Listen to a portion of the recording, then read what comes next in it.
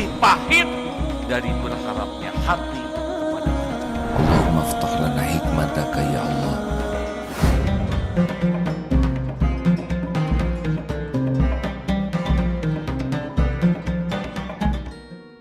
Turun putar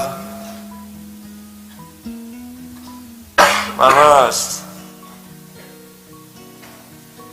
Alhamdulillah enak. Enak tidak? Kan? Biasanya orang senang yang enak-enak ya kan? Ayo kita ulangi 100 kali. Kenapa? Ternyata enak itu hanya sedikit dan sebentar. Yang lama enak itu adalah syukur. Makan es krim enak, mau makan 2 drum? Nah, nanti drum ketiga adalah dirimu ya. Makanya jangan terpedaya oleh enak. Sudah masuk kah? Dia tadi masuk. Hah? Oh maaf para pemirsa, saya tidak diberitahu ya. Bismillahirrahmanirrahim. Assalamualaikum warahmatullahi wabarakatuh. Alhamdulillahi rabbil alamin. Segala puji hanya milik Allah subhanahu wa ta'ala yang terus menerus menatap kita, menyaksikan apapun yang kita lakukan, walaupun kita jarang menyadari dan meyakini Allah menyaksikan. Segala puji bagi Allah, alhamdulillah, yang merawat kita siang dan malam, walaupun kita tidak sadar bahwa tubuh ini diurus oleh Allah setiap saat. Jadi Allah tahu persis apa yang dilakukan oleh tubuh kita, pikiran kita, hati kita, tidak ada yang luput. Segala puji bagi Allah yang tahu kualitas amal kita jelek, tapi tetap saja kita diurus oleh Allah. Tidak ada sesaat pun kita lepas dari karunia Allah. Walaupun Allah menyaksikan, kita jarang bersyukur. Bahkan betapa banyak nikmat dari Allah yang kita gunakan untuk berbuat maksiat. Allah memberi kita mata, tapi Allah tahu mata kita sering berzina. Tidak diambil mata ini, tetap diberi kesempatan tobat. Fabi ayyi ala'i rabbikuma tukadziban. Maka nikmat Tuhanmu manakah yang kau dustakan? Allahumma salli ala Sayyidina Muhammad wa ala alihi wa ashabihi ajma'in. Hadirin sekalian, kali ini kita akan mencoba membahas, mudah-mudahan tidak bosan ya, karena harus jelas sekali hidup ini mau apa, mau bagaimana. Lihat, kalau lihat Google Map itu ya, kalau udah jelas tuh enak, peta tuh kesini. Nah harusnya hidup ini jelas sekali. Apa sih yang harus jelas tuh? Yang harus kita yakini adalah hidup ini, di antaranya ya, hidup ini cuman mampir. Tidak usah habis-habisan lah untuk tempat mampir, namanya juga mampir.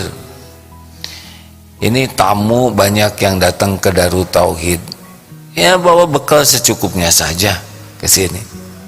Tidak bawa lemari, tidak bawa kulkas, tidak bawa segala macam, beras 2 karung atau 1 truk gitu. Padahal mampir cuman setengah hari. Ini emak-emak masa keemasan bawa koper berapa Bu? 1 ya. Kenapa nggak bawa lemari ke sini? Berat. Ya mau ngapain juga bawa lemari ke sini? Umroh 9 hari, nggak segala dibawa juga tuh. Harusnya di dunia ini yakin, saya cuman mampir di dunia. Lahir nggak bawa apa-apa, pulang juga nggak bawa apa-apa. Kalau dari dunia ini, coba sing jelas sekali ya, orang yang meninggal bawa apa? Hah? Apa bawa dunianya? Yang punya mobil bagus dibawa tidak? Tidak.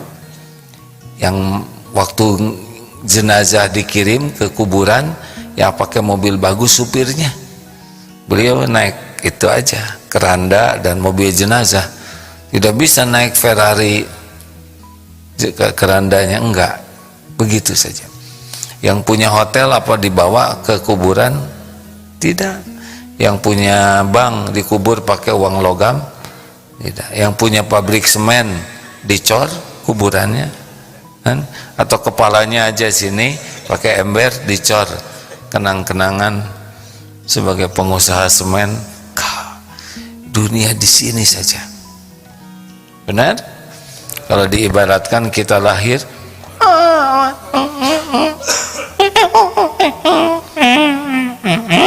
dah begitu. Dah. Ini penting sekali ya, supaya tidak terpesona kepada dunia ini. Jadi yang membuat orang kagum, hebat, gak ada yang bawa. Tidak dibawa, men. Betul? Bolehkah kita pengen? Boleh, tapi jangan pakai kagum. Rumah megah, mobil mewah, harta melimpah. Coba, mobil itu cuman kaleng, besi, ya kan, kaca, karet, plastik, kabel, ya itu aja. Kita tidak boleh mengasosiasikan diri sukses pakai kaleng. Tidak boleh kita merasa, wah saya sukses dengan kaleng ini.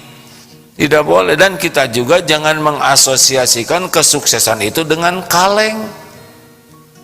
Rumah itu cuma tumpukan bata, dicat, betul, ada kayu, batu. Bukan itu tanda sukses, bukan.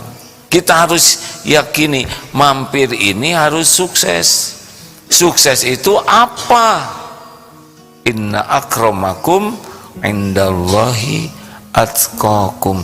Sukses itu kalau kita menjalani hidup ini jadi ahli takwa, karena ahli takwa itulah yang sadar bahwa dirinya adalah hamba Allah, Allah Tuhannya, dan dunia ini pelayannya. Mampir ya kita ya di dunia ini. Statusnya bagaimana? Allah Tuhan kita, Rabb pencipta kita. Kita hamba Allah. Semua makhluk itu hamba Allah, makhluk ciptaan Allah, dan dunia berikut isinya huwallazi khalaqalakum ma fil ardi jami'a. Dunia berikut isinya adalah pelayan kita. Nih contoh ya, mikrofon pelayan kita, HP pelayan, karpet pelayan kita, baju mas siapa mas? Masker itu ya, maaf ya mas, maaf ya, dimaafkan tidak ya, maskernya kurang naik masih. Nah jadi masker pelayan kita, ini kacamata pelayan juga, benar, semuanya pelayan kita. Bukan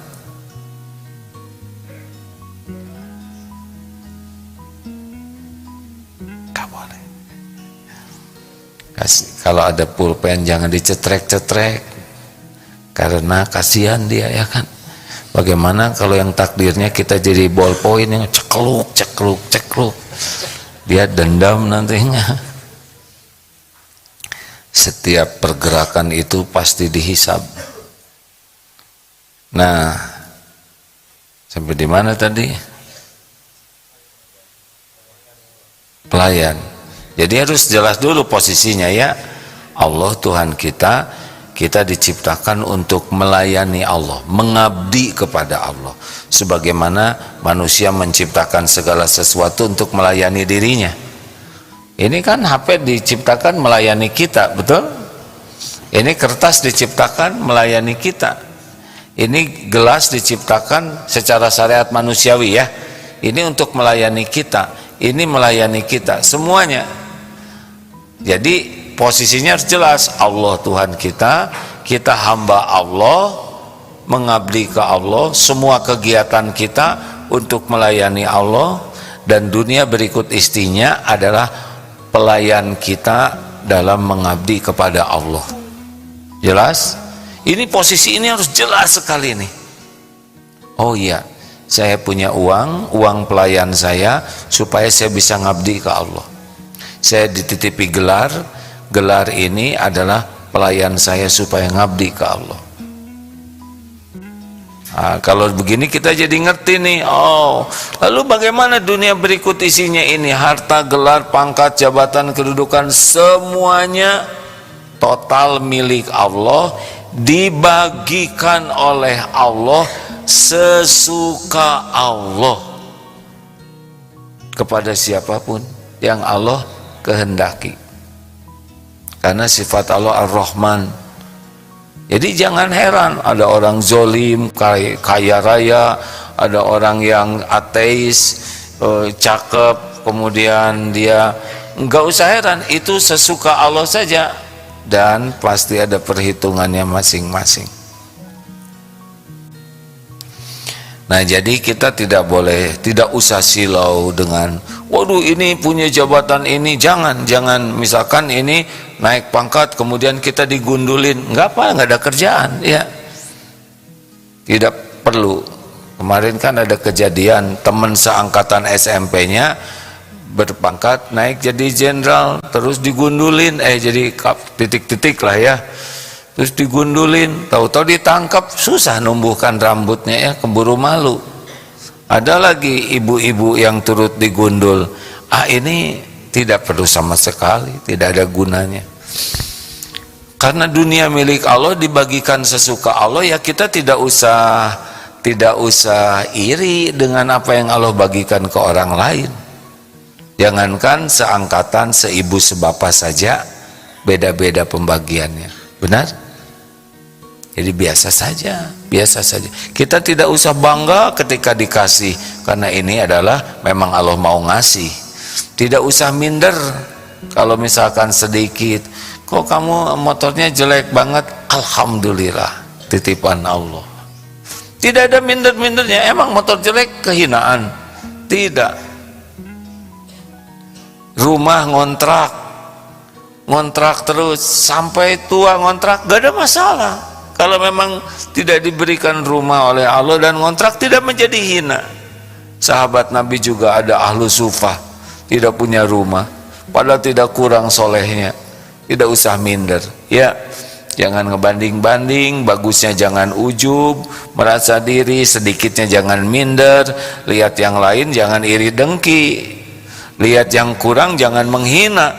Karena orang oleh Allah tidak diberi harta, boleh jadi diberi nikmat iman, nikmat ibadah, nikmat qanaah. Oleh Allah tidak diberi harta, boleh jadi pahala kerja kerasnya udah jadi kebaikan. Atau Allah lindungi supaya dia tidak tergelincir dengan hartanya, tidak jadi ujub, tidak jadi ria, tidak jadi maksiat. Memang kalau hartanya diberikan sedikit merupakan kehinaan? Tidak. Apakah pasti sengsara? Belum tentu. Kalau dia ridho, dia sabar, dia sempurnakan ikhtiar dan puas dengan yang Allah berikan, Masya Allah.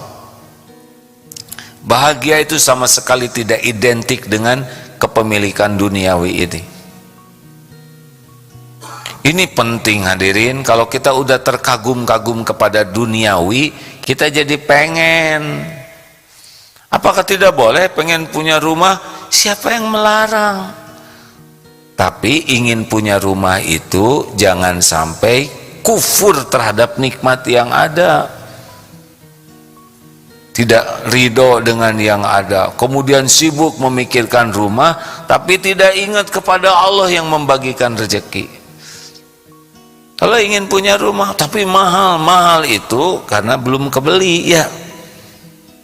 Bagi yang ditakdirkan Allah ngasih, tidak pakai uang, bisa nggak punya rumah? Bisa. Gimana coba caranya? Punya rumah tanpa beli. Kan? Mungkin tidak? Mungkin tidak?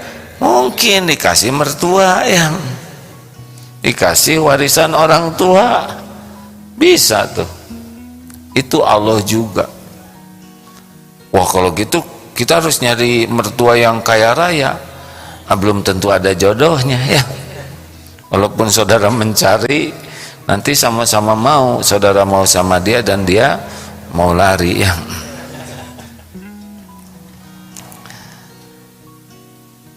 Dunia mampir, tuh Tuhan kita Allah, kita hamba Allah. Jadi kerjaan kita sekarang tiap hari cuman mematuhin Allah. Lakukan dan tinggalkan. Apa yang Allah suka lakukan, apa yang Allah tidak suka sekuat tenaga tinggalkan. Dan kita lakukan semua ini cuma satu sebabnya, karena Allah.